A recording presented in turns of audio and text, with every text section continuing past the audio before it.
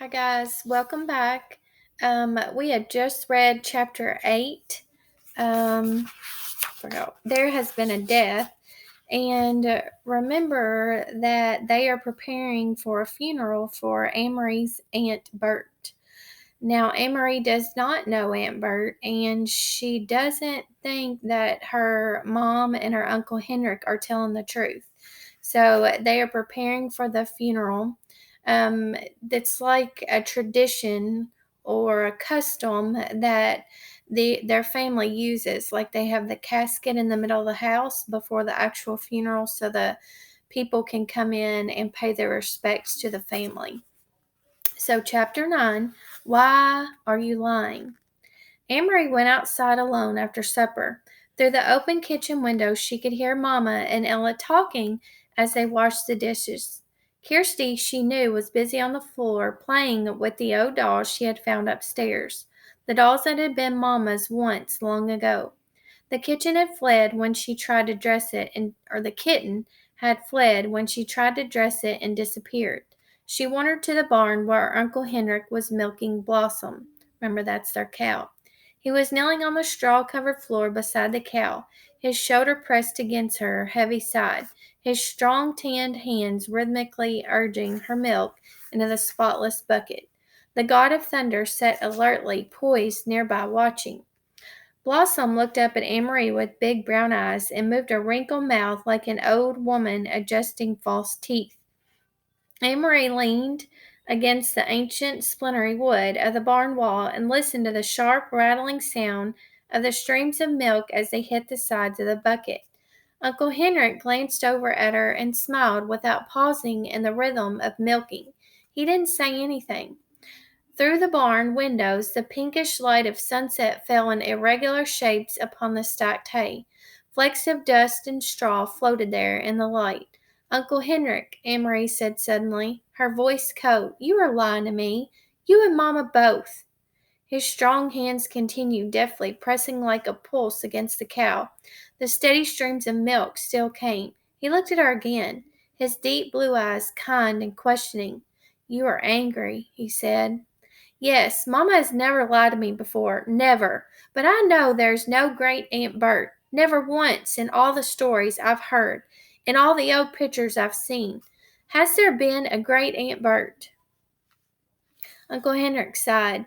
Blossom looked back at him as if to say, almost done, and indeed the streams of milk lessened and slowed. He tugged at the cow gently but firmly, pulling down the last of the milk. The bucket was half full, frothy on the top. Finally, he set it aside and washed the cow's udder with a clean, damp cloth. Then he lifted the bucket to a shelf and covered it. He rubbed the cow's neck affectionately. At least he turned to Amory as he wiped his own hands with his cloth. How brave are you, little Amory? He asked suddenly. She was startled and dismayed. It was a question she did not want to be asked. When she asked it herself, she didn't like her own answer. Not very, she confessed, looking at the floor of the barn. Tall Uncle Henrik knelt before her so that his face was level with hers. Behind him, Blossom lowered her head, grasped a mouthful of hay in her mouth, and drew it in with her tongue. The kitten cocked its head, waiting, still hoping for spilled milk. I think that is not true, Uncle Henrik said. I think you are like your mamma, and like your papa, and like me, frightened but determined. And if the time came to be brave, I am quite sure you would be very, very brave. But he added, it is much easier to be brave if you do not know everything. And so your mamma does not know everything. Neither do I. We know only what we need to know. Do you understand what I'm saying? He asked, looking into her eyes. Amory frowned. She wasn't sure. What did bravery mean? She had been very frightened the day not long ago, though now it seemed far in the past, when the soldier had stopped her on the street and asked questions in his rough voice. Now remember, when we first read the book, Dad and Mom were asking her if she was brave enough to risk her life for someone else. And remember, Dad said absolutely, and Mama did too. But Anne Marie was not so sure. So now they're questioning her about her bravery. So they're saying what you don't know is okay and you are being brave. And she had not known everything then. She had not known that the Germans were going to take away the Jews. And so, when the soldier asked, looking at Ellen that day, "What is your friend's name?" she had been able to answer him, even though she was frightened. If she had known everything, it would have not been so easy to be brave. Don't you agree? I think so. She began to understand just a little. "Yes," she said to Uncle Henrik, "I think I understand." "You guessed correctly," he told her. "There's no Great Aunt Bert and never has been. Your mamma lied to you, and so did I." "We did so," he explained, "to help you to be brave, because we love you. Will you forgive us for that?" Amory nodded. She felt older suddenly. "And I'm not going to tell you any more, not now, for the same reason. Do you understand?" Amory nodded again. Suddenly there was a noise outside. Uncle Henrik's shoulders stiffened.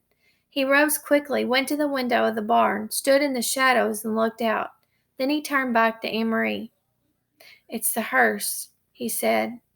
"It is Great Aunt Bert, who never was." He smiled wryly. "So, my little friend, it is time for the night of mourning to begin. Are you ready?" Now, the hearse is the car that drives the casket with the dead person. Amory took her uncle's hand, and he led her from the barn. The gleaming wooden casket rested on supports in the center of the living room and was surrounded by the fragile, papery flowers that Amory and Ellen had picked that afternoon. Lighted candles stood in the holders of the table and cast a soft, flickering light. The hearse had gone, and the solemn-faced men who had carried the casket indoors had gone with it, after speaking quietly to Uncle Henrik. Kirsty had gone to bed reluctantly, complaining that she wanted to stay up with others, that she was grown up enough, that she had never before seen a dead person in a closed-up box, that it wasn't fair. But Mamma had been firm, and finally Kirsty, sulking, had trudged upstairs with her dolls under one arm and the kitten under the other.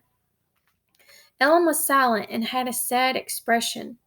"I'm so sorry your Aunt Bert died," Amory heard her say to Mamma, who smiled sadly and thanked her. Amory had listened and said nothing. "So now I, too, am lying," she thought, "and to my very best friend.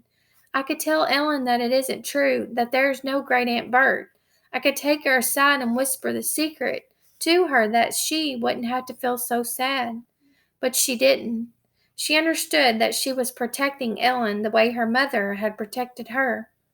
Although she didn't understand what was happening or why the casket was there or who in truth was in it, she knew that it was better, safer, for Ellen to believe in Great Aunt Bert.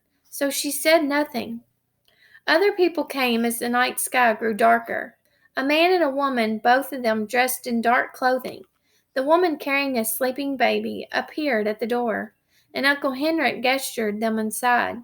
They nodded to Mamma and to the girls. They went, following Uncle Henrik, to the living room and sat down quietly. "Friends of Great Aunt Bert," Mamma said quietly, in response to Amory's questioning look. Amory knew that Mamma was lying again, and she could see that Mamma understood that she knew.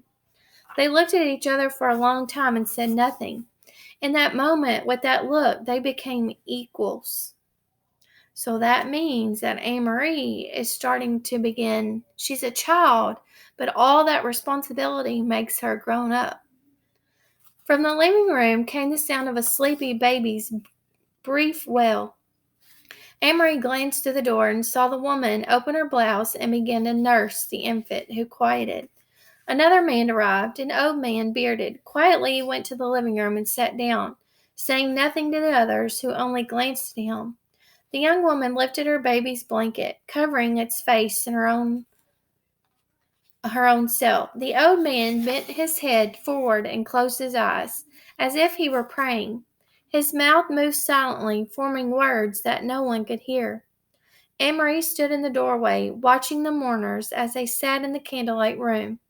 Then she turned back to the kitchen and began to help Ellen and Mamma as they prepared food. In Copenhagen, she remembered, when Lise died, friends had come to their apartment every evening. All of them had brought food so that Mama wouldn't need to cook. Why hadn't these people brought food? Why didn't they talk? In Copenhagen, even though the talk was sad, people had spoken softly to one another and to Mama and Papa. They had talked about Lise, remembering happy times. Thinking about it as she sliced cheese in the kitchen, Anne-Marie realized that these people had nothing to talk about. They couldn't speak of happier times with Great Aunt Bert when there had never been a Great Aunt Bert at all. Uncle Henrik came into the kitchen. He glanced at his watch and then at Mama. "It's getting late," he said. "I should go to the boat." He looked worried. He blew out the candles so that there would be no light at all and opened the door. He stared beyond the gnarled apple tree into the darkness. "Good, here they come," he said in a low, relieved voice. "Ellen, come with me." Ellen looked questioningly toward Mama, who nodded. "Go with Henrik," she said. Anne-Marie watched, still holding the wedge of firm cheese in her hand, as Ellen followed Uncle Henrik into the yard. She could hear a sharp, low cry from Ellen, and then the sound of voices speaking softly. In a moment, Uncle Henrik returned. Behind him was Peter. Tonight, Peter went first to Mama and hugged her. Then he hugged Anne-Marie and kissed her on the cheek, but he said nothing. There was no playfulness to his affection tonight, just a sense of urgency, of worry. He went immediately to the living room, looked around, and nodded at the silent people. Ellen was still outside, but in a moment the door opened and she returned, held tightly like a little girl, her bare legs dangling against her father's chest. Her mother was beside them. So, who came back? Ellen's mom and dad. All right, we will see what happens tomorrow on chapter 10.